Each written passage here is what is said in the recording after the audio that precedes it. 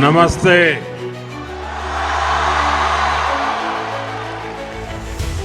अहलन व सहलन।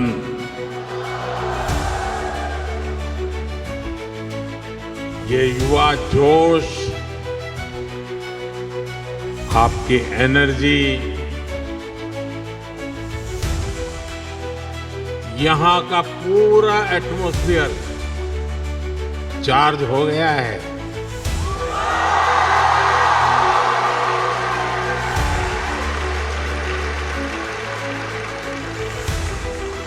मैं उन सब भाई बहनों को भी नमस्कार करता हूं जो जगह की कमी के कारण इस हॉल में नहीं है और पास के हॉल में वो स्क्रीन पर ये प्रोग्राम लाइव देख रहे हैं।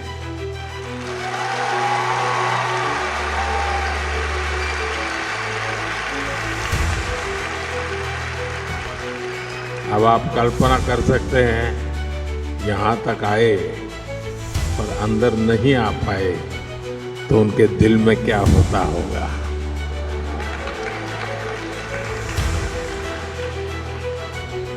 साथियों, मैं मेरे सामने एक मिनी इंडिया देख रहा हूं।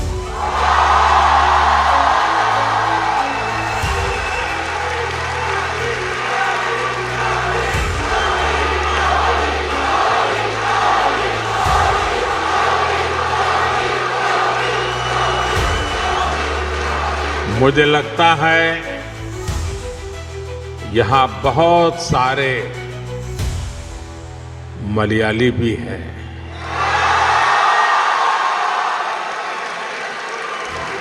सुखमाणो,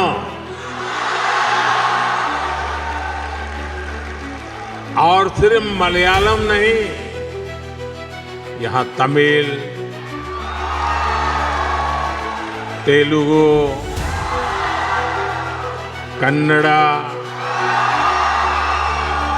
और गुजराती बोलने वाले बहुत सारे लोग हैं। नलमा, वागुन्नारा, चेन्ना गिद्दीरा, केम छो? साथियों, आज हम एक फैमिली की तरह इकट्ठे हुए हैं। आज हम अपने देश को, अपनी टीम इंडिया को सेलिब्रेट कर रहे हैं।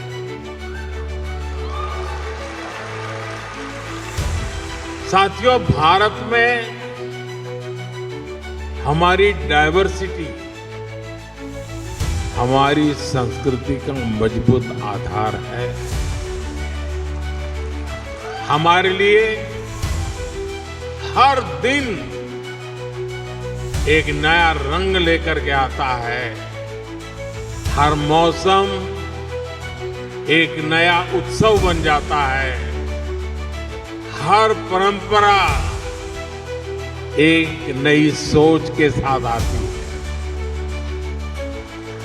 और यही कारण है कि हम भारतीय कहीं भी जाए, कहीं भी रहे, हम डाइवर्सिटी का सम्मान करते हैं।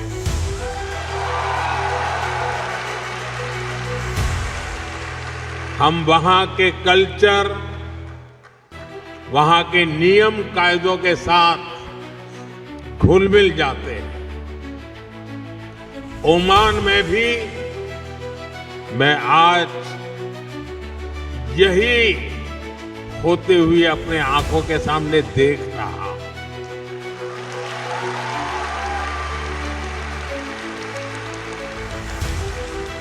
ये भारत का डायस्पोरा को एग्जिस्टेंस का कोऑपरेशन का एक लिविंग एग्जाम्पल बना हुआ है। साथियों, भारत की इसी समृद्ध सांस्कृतिक विरासत का एक और अद्भुत सम्मान हाल ही में मिला है। आपको शायद पता होगा, यूनेस्को ने दिवाली को इंटेजिबल कल्चरल हेरिटेज ऑफ ह्यूमैनिटी में शामिल किया है।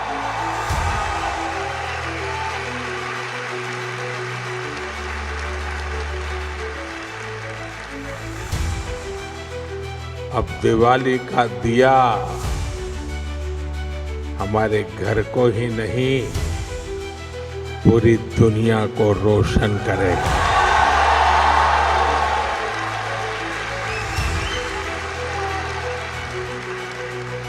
ये दुनिया भर में बसे प्रत्येक भारतीय के लिए गर्व का विषय है। दिवाली की यह वैश्विक पहचान हमारी उस रोशनी की मान्यता है जो आशा, सद्भाव और मानवता के संदेश को, उस प्रकाश को फैलाती है। साथियों, आज हम सब यहां भारत ओमान मैत्री पर्व भी मना रहे हैं।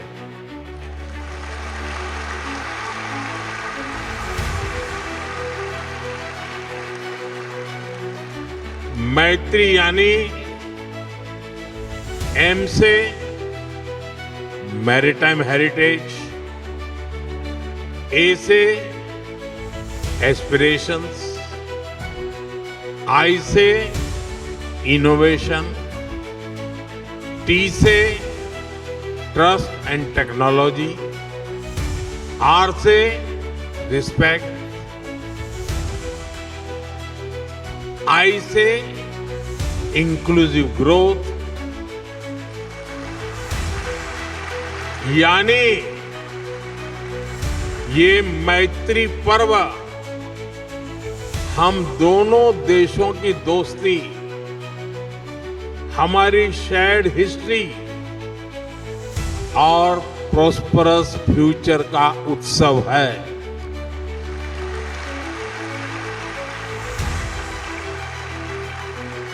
भारत और ओमान के बीच शताब्दियों से एक आत्मीय और जीवंत नाता रहा है। इंडियन ओशन की मॉनसून विंड्स ने दोनों देशों के बीच ट्रेड को दिशा दी है। हमारे पूर्वज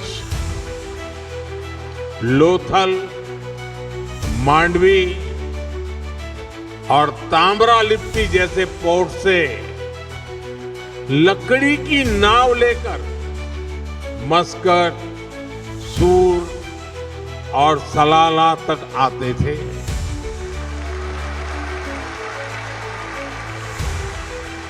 और साथियों, मुझे खुशी है कि मांडवी टू मस्कट इन ऐतिहासिक संबंधों को हमारी एम्बेसी ने एक किताब में भी समेटा है। मैं चाहूंगा कि यहां रहने वाला हर साथी, हर नौजवान इसको पढ़े और अपने ओमानी दोस्तों को भी एक गिफ्ट करे। अब आपको लगेगा कि स्कूल में भी मास्टर जी होमवर्क देते हैं और इधर मोदी जी ने भी आप करके होमवर्क दे दिया। साथियों, एक किताब बताती है कि भारत और ओमान सिर्फ ज्योग्राफी से नहीं बल्कि जनरेशन से जुड़े हुए हैं। और आप सभी सैकड़ों वर्षों के इन संबंधों के सबसे बड़े कस्टोडियन हैं। साथियों, मुझे भारत को जानिए क्विज में ओमान के पार्टिसिपेशन के बारे में भी पता चला है। ओमान से 10,000 से अधिक लोगों ने इस क्विज में पार्टिसिपेट किया।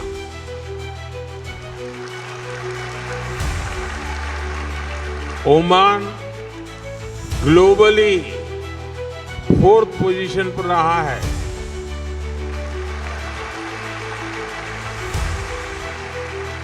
लेकिन मैं ताली नहीं बजाऊंगा। अरे ओमान तो नंबर 1 पे होना चाहिए।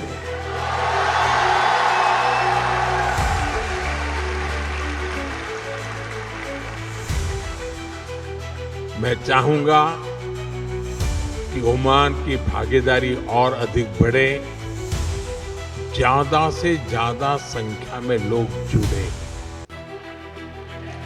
भारतीय बच्चे तो इसमें भाग जरूर लें। आप ओमान के अपने दोस्तों को भी इस क्विज का हिस्सा बनने के लिए मोटिवेट करें। करेंगे? दम नहीं है आपकी आवाज में? जरा हाथ ऊपर करके बताइए, करेंगे?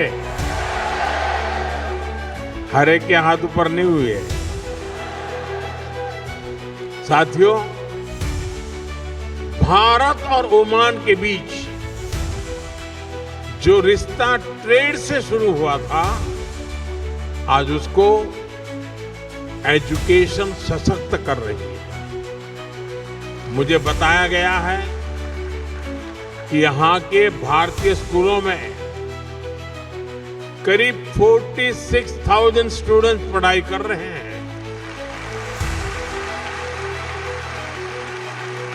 इसमें ओमान में रहने वाले अन्य समुदायों को भी हजारों बच्चे शामिल हैं। ओमान में भारतीय शिक्षा के 50 वर्ष पूरे हो रहे हैं। ये हम दोनों देशों के संबंधों का एक बहुत बड़ा पड़ाव है। साथियों, भारतीय स्कूलों की ये सफलता His Majesty the late Sultan Qaboos के प्रयासों के बिना संभव नहीं था।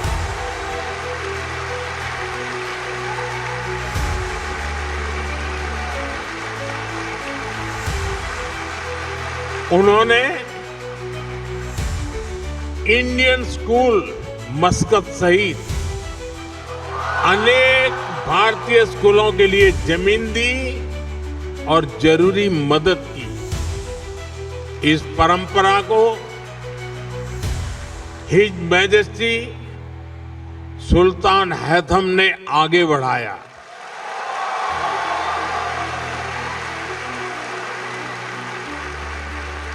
वे जिस प्रकार यहां भारतीयों का सहयोग करते हैं, संरक्षण देते हैं, इसके लिए मैं उनका विशेष तौर पर आभार व्यक्त करता हूं।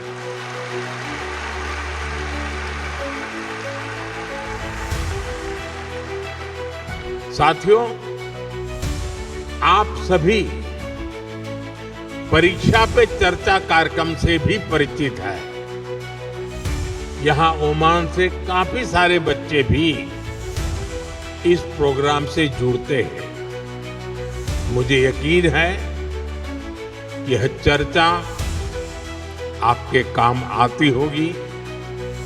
पेरेंट्स हो या स्टूडेंट्स, सभी को स्ट्रेस फ्री तरीके से एग्जाम देने में हमारी बातचीत बहुत मदद करती है। साथियों, ओमान में रहने वाले भारतीय अक्सर भारत आते जाते रहते हैं। आप भारत की हर घटना से अपडेट रहते हैं, सिर्फ फिल्में नहीं, मूवी नहीं। आप सभी देख रहे हैं कि आज हमारा भारत कैसे प्रगति की नई गति से आगे बढ़ रहा है।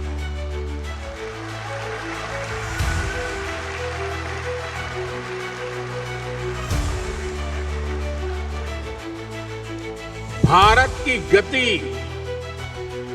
हमारे इरादों में दिख रही है, हमारी परफॉर्मेंस में नजर आती है।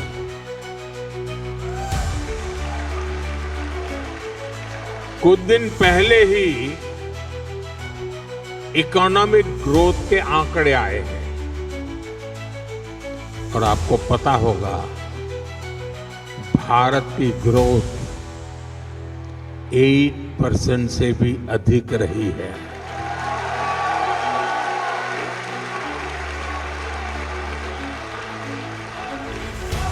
यानी भारत लगातार दुनिया की फास्टेस्ट ग्रोइंग मेजर इकोनॉमी बना हुआ है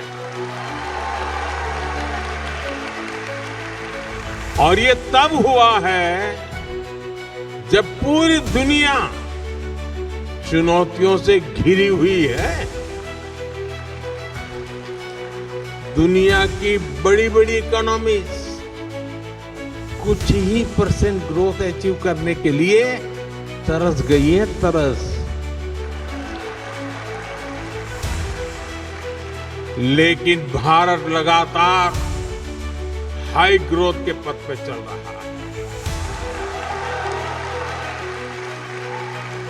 ये दिखाता है कि भारत का सामर्थ्य आज क्या है। साथियों, भारत आज हर सेक्टर में, हर मोर्चे पर अभूतपूर्व गति के साथ काम कर रहा है। मैं आज आपको बीते 11 साल के आंकड़े देता हूं। आपको भी सुनकर गर्व होगा ना? सच में होगा।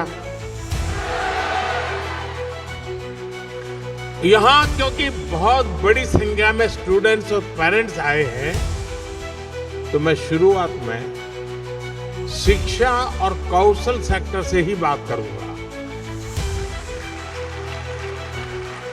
बीते 11 साल में भारत में हजारों नए कॉलेज बनाए गए हैं। IIT की संख्या 16 से बढ़कर 23 हो चुकी है। 11 वर्ष पहले भारत में 13 IIM थे, आज 21 है। इसी तरह एम्स की बात करूं तो 2014 से पहले सिर्फ 7 एम्स ही बने थे, आज भारत में 22 एम्स हैं।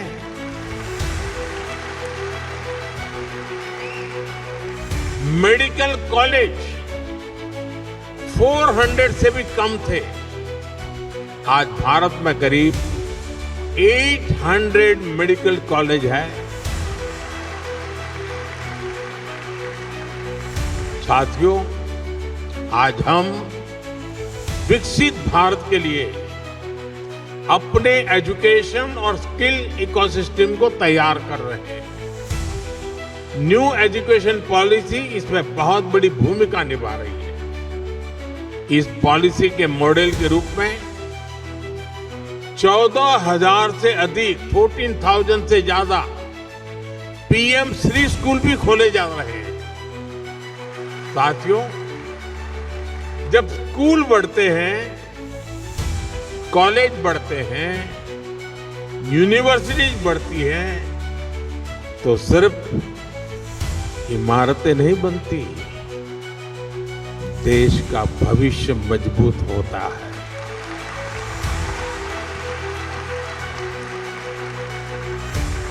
साथियों, भारत के विकास की स्पीड और स्केल शिक्षा के साथ ही अन्य क्षेत्रों में भी दिखती है। बीते 11 वर्षों में हमारी solar energy installed capacity 30 time बढ़ी है, 30 गुना बढ़ी है। सोलर मॉड्यूल मैन्युफैक्चरिंग 10 गुना बढ़ी है, 10 टाइम। यानी भारत आज ग्रीन ग्रोथ की तरफ तेजी से कदम आगे बढ़ा रहा है। आज भारत दुनिया का सबसे बड़ा फिनटेक इकोसिस्टम है। दुनिया का दूसरा सबसे बड़ा स्टील प्रोड्यूसर है। दूसरा सबसे बड़ा मोबाइल मैन्युफैक्चरर है। अब आपके जेब में मोबाइल होगा तो लिखा होगा मेड इन इंडिया।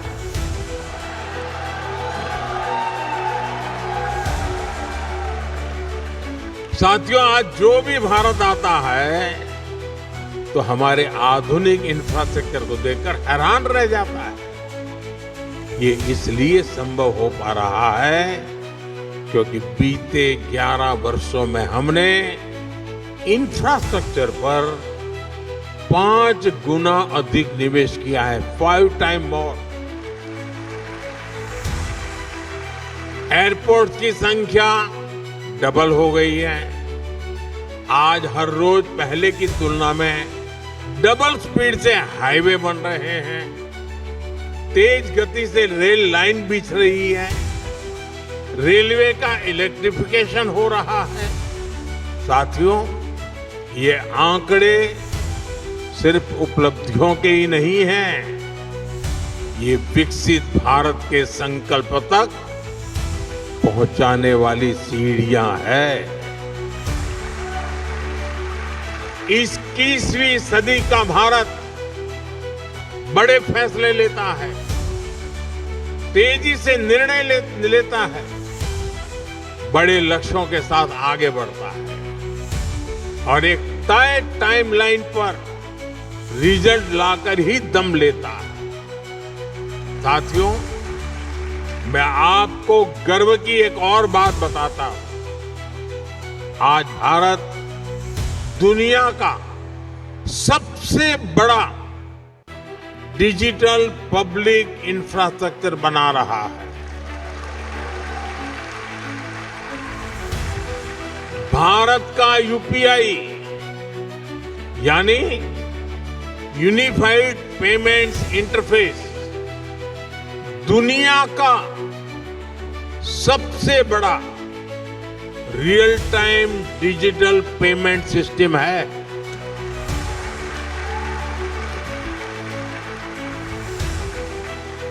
आपको ये बताने के लिए कि इस पेमेंट सिस्टम का स्केल क्या है, मैं एक छोटा सा एग्जांपल देता हूं। मुझे यहां आकर के करीब 30 मिनट हुए हैं, 30 मिनट हुए हैं। इन 30 मिनट में भारत में यूपीआई से, मैं इन 30 मिनट की बात करता हूं, इन 30 मिनट में भारत में यूपीआई से 14 million real time digital payments हुए हैं।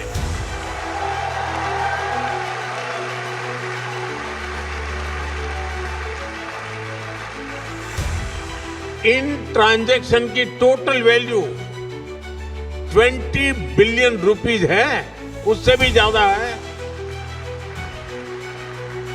भारत में बड़े से बड़े शोरूम से लेकर एक छोटे से वेंडर तक सब इस पेमेंट सिस्टम से जुड़े हुए हैं। साथियों, यहाँ इतने सारे स्टूडेंट्स हैं, मैं आपको एक और दिलचस्प उदाहरण दूंगा। भारत के डिजी लॉकर की आधुनिक व्यवस्था बनाई है। भारत में बोर्ड के एग्जाम होते हैं तो मार्कशीट सीधी बच्चों के डिजी लॉकर अकाउंट में आ जाती है। जन्म से लेकर बुढ़ापे तक जो भी डॉक्यूमेंट सरकार जनरेट करती है वो डिजी लॉकर में रखा जा सकता है। ऐसे बहुत सारे डिजिटल सिस्टम आज भारत में ईज ऑफ लिविंग सुनिश्चित कर रहे हैं।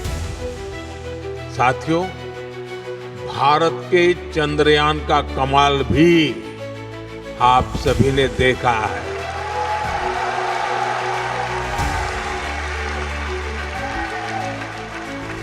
भारत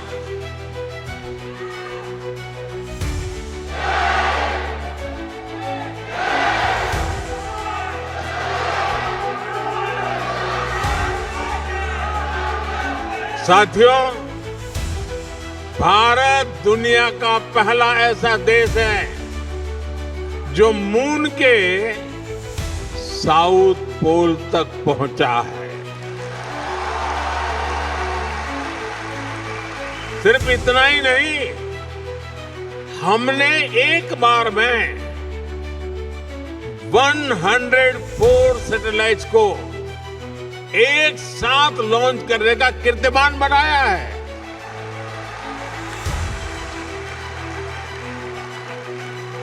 अब भारत अपने गगनयान से पहला ह्यूमन स्पेस मिशन भी भेजने जा रहा है और वो समय भी दूर नहीं जब अंतरिक्ष में भारत का अपना खुद का स्पेस स्टेशन भी होगा।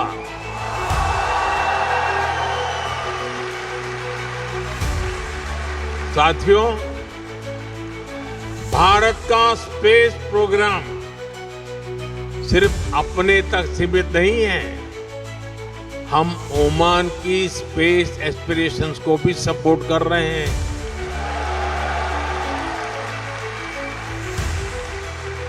6-7 साल पहले हमने स्पेस कोऑपरेशन को लेकर समझौता किया था।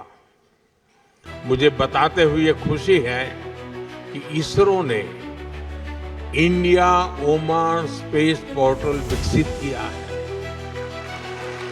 अब हमारा प्रयास है कि ओमान के युवाओं को भी इस स्पेस पार्टनरशिप का लाभ मिले। मैं यहां बैठे स्टूडेंट्स को एक और जानकारी दूंगा। इसरो यूविका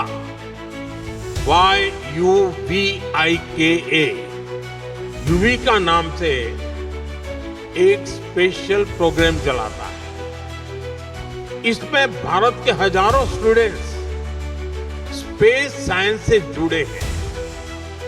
अब हमारा प्रयास है इस प्रोग्राम में ओमानी स्टूडेंट्स को भी मौका मिले।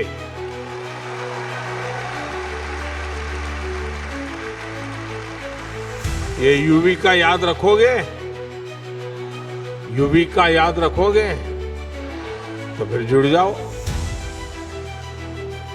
मैं चाहूंगा कि ओमान के कुछ स्टूडेंट्स बेंगलुरु में इसरो के सेंटर में आए, वहां कुछ समय गुजारें। ये ओमान के युवाओं की स्पेस एस्पिरेशंस को नई बुलंदी देने की बेहतरीन शुरुआत हो सकती है। साथियों, आज भारत अपनी समस्याओं के सॉल्यूशंस तो खोज ही रहा है। ये सॉल्यूशंस दुनिया के करोड़ों लोगों का जीवन कैसे बेहतर बना सकते हैं, इस पर भी काम कर रहा है। सॉफ्टवेयर डेवलपमेंट से लेकर पेरोल मैनेजमेंट तक, डेटा एनालिसिस से लेकर कस्टमर सपोर्टर तक, अनेक ग्लोबल ब्रांड्स भारत के टैलेंट की ताकत से आगे बढ़ रहे हैं। दशकों से भारत आईटी और आईटी एनेबल सर्विसेज का ग्लोबल पावर हाउस रहा है। अब हम मैन्युफैक्चरिंग को आईटी की ताकत के साथ जोड़ रहे हैं और इसके पीछे की सोच वसुधैव कुटुंबकम से ही प्रेरित है। यानी make in India, make for the world. साथियों, वैक्सीन हो या जेनरिक मेडिसिन, दुनिया में फार्मेसी ऑफ द वर्ल्ड कहती है। यानी भारत के अफोर्डेबल और क्वालिटी हेल्थ केयर सॉल्यूशंस दुनिया के करोड़ों लोगों का जीवन बचा रहे हैं। कोविड के दौरान भारत ने करीब 30 करोड़ वैक्सीन्स दुनिया को भेजी थी। मुझे संतोष है कि करीब 100,000 made in India Covid vaccine Oman के लोगों के काम आ सकी। और साथियों, याद कीजिए, ये काम भारत ने तब किया जब और कोई सिर्फ और सिर्फ अपने देश के बारे में ही सोच रहा था। तब हम दुनिया की चिंता करते हैं। भारत ने अपने 140 करोड़ नागरिकों को भी रिकॉर्ड टाइम में वैक्सीन लगाई और दुनिया की जरूरतें भी पूरी की। ये भारत का मॉडल है, ऐसा मॉडल जो 21st सेंचुरी की दुनिया को नई उम्मीद देता है। इसलिए आज जब Bharat made in India chief बना रहा है, एआई, क्वांटम कंप्यूटिंग और ग्रीन हाइड्रोजन को लेकर मिशन मोड पर काम कर रहा है, तब दुनिया के अन्य देशों में भी उम्मीद जगती है कि भारत की सफलता से उन्हें भी सहयोग मिलेगा। साथियों, आप यहां ओमान में पढ़ाई कर रहे हैं, यहां काम कर रहे हैं। आने वाले समय में आप ओमान के विकास में, भारत के विकास में बहुत बड़ी भूमिका निभाएंगे। आप दुनिया को लीडरशिप देने वाली पीढ़ी है। ओमान में रहने वाले भारतीयों को असुविधा ना हो, इसके लिए यहां की सरकार हर संभव सहयोग दे रही है। भारत सरकार भी आपकी सुविधा का पूरा ध्यान रख रही है। पूरे ओमान में 11 काउंसलर सर्विस सेंटर खोले हैं। साथियों, बीते दशक में जितने भी वैश्विक संकट आए हैं, उनमें हमारी सरकार ने तेजी से भारतीयों की मदद की है। दुनिया में जहां भी भारतीय रहते हैं, हमारी सरकार कदम कदम पर उनके साथ है। इसके लिए Indian community welfare fund, mother portal और प्रवासी भारतीय बीमा योजना जैसे प्रयास किए गए। साथियों, भारत के लिए ये पूरा क्षेत्र बहुत ही स्पेशल है। और ओमान हमारे लिए और भी विशेष है। मुझे खुशी है कि भारत ओमान का रिश्ता अब skill development, digital learning, student exchange और एंटरप्रेन्योरशिप तक पहुंच रहा है। मुझे विश्वास है आपके बीच से ऐसे यंग इनोवेटर्स निकलेंगे जो आने वाले वर्षों में इंडिया ओमान रिलेशनशिप को नई ऊंचाई पर ले जाएंगे। अब यहां भारतीय स्कूलों ने अपने 50 साल सेलिब्रेट किए हैं। अब हमें अगले 50 साल के लक्ष्यों के साथ आगे बढ़ना है। इसलिए मैं हर यूथ से कहना चाहूंगा, dream big, learn deeply, innovate boldly.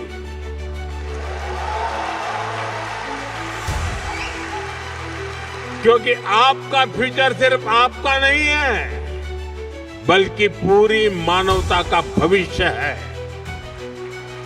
आप सभी को एक बार फिर उज्जवल भविष्य की बहुत बहुत शुभकामनाएं। बहुत बहुत धन्यवाद।